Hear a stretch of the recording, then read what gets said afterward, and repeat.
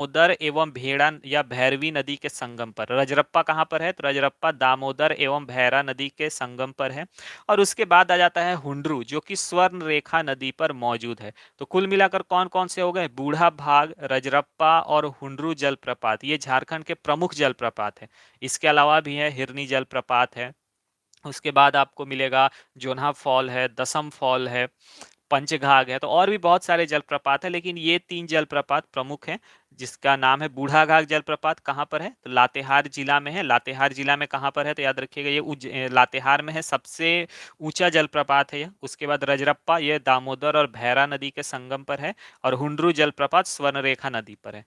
उसके बाद नेक्स्ट आ जाते हैं वनों के बारे में। प्राचीन काल में झारखंड को मुरुंड प्रदेश के नाम से भी जाना जाता था। इसका एक मुख्य कारण है, यहाँ पर बहुत ही घने जंगल पाए जाते थे।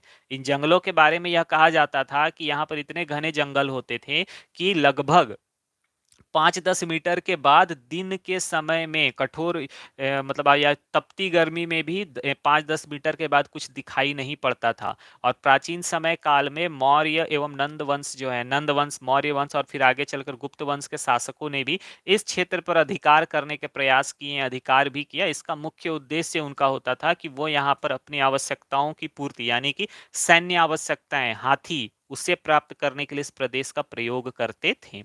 तो वन क्षेत्र इसलिए यहाँ पर महत्वपूर्ण हो जाते हैं। झारखंड के वन क्षेत्र में अगर कहा जाए तो यहाँ पे राज्य के कुछ भौगोलिक क्षेत्र हैं, जिसमें 29.76% भाग पर वनों की मौजूदगी है। मैं फिर से बताना चाहूंगा, कितने प्रतिशत भाग पर वन मौजूद है झारखंड में? तो याद रखिएगा, झारखंड के 29.76% भाग पर वन मौजूद। एकदम एक्यूरेट याद रखना, 100% बहुत जरूरी, एग्जैक्ट क्वेश्चन आया हुआ है एग्जाम में। झारखंड के एग्जामिनेशंस में, अलग अलग एग्जामिनेशन, चाहे वो पीसीएस हो या फिर पुलिस हो या फिर अनदर एग्जामिनेशंस हो, तो याद रखिएगा कितने प्रतिशत भाग पर वन है झारखंड में? तो 29.76% भाग पर, जो कि क्षेत्र आप एरिया वाइज काउंट करेंगे, नंबर वाइज, तो 23,721 वर्ग किलोमीटर बनता है। उसके बाद नेक्स्ट आ जाता है झारखंड में, ठीक है, वन पाए जाते हैं, तो वनों में किस तरह की सामग्री है, किस प्रकार के पेड़, क्या एक ही तरह के पेड़ पाए जाते हैं या फिर अलग अलग तरह के हैं? तो इसका जवाब है कि झारखंड में अलग अलग तरह के वन पाए जाते हैं, अलग अलग तरह के पेड़ पाए जाते हैं। जैसे कि साल का पेड़ यहाँ पाया जाता है, शीशम का पेड़ पाया जाता है, महुआ का पेड़ पाया जाता है, सागौन का पेड़ पाया जाता है, सेमल का पेड़ पाया जाता है, गम्हार का पेड़ पाया जाता है, केंदू का पेड़ पाया जाता है इत्यादि। केंदू के पत्ते से बीड़ी का निर्माण होता है। साल, शीशम टिम्बर के रूप में यूज होते हैं, घरों में इस्तेमाल किए जाते हैं। उसके बाद है महुआ, सागौन, इनका भी प्रयोग किया जाता है अलग अलग। महुआ से आपका जो महुआ के फल होते हैं उनका इस्तेमाल किया जाता है। महुआ एक नामक एक पेय पदार्थ बनाने के लिए, जो कि ट्रेडिशनल ड्रिंक है झारखंड का। इसके साथ ही साथ महुआ का इस्तेमाल मेडिसिनल हर्ब्स के रूप में किया जाता है बहुत बड़े पैमाने पर। अनदर उसके बाद हिस्सा जो आता है वो आ जाता है जनजातियों के बारे में। तो झारखंड में अनेकों जनजातियां पाई जाती हैं। कुल मिलाकर 32 जनजातियां झारखंड में मुख्य रूप से चिन्हित हैं, जो कि यहाँ पर रहती हैं।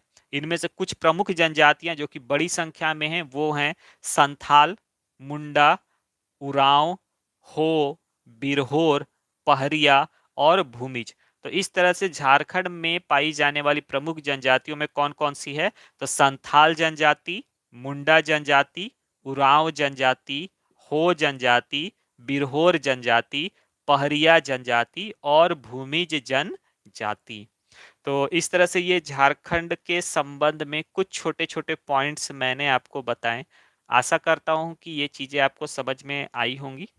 इसके बाद मैं अपने नेक्स्ट लेक्चर में आपको बताऊंगा झारखंड के कुछ अन्य हिस्सों के बारे में, कुछ अन्य चीज बातों के बारे में, जो कि एग्जामिनेशन पॉइंट ऑफ व्यू से जरूरी है, जिसमें झारखंड के राष्ट्रीय उद्यान, कृषि, औद्योगिक उपक्रम, बहुउद्देशीय नदी घाटी परियोजनाएं, ये सभी सम्मिलित होंगे।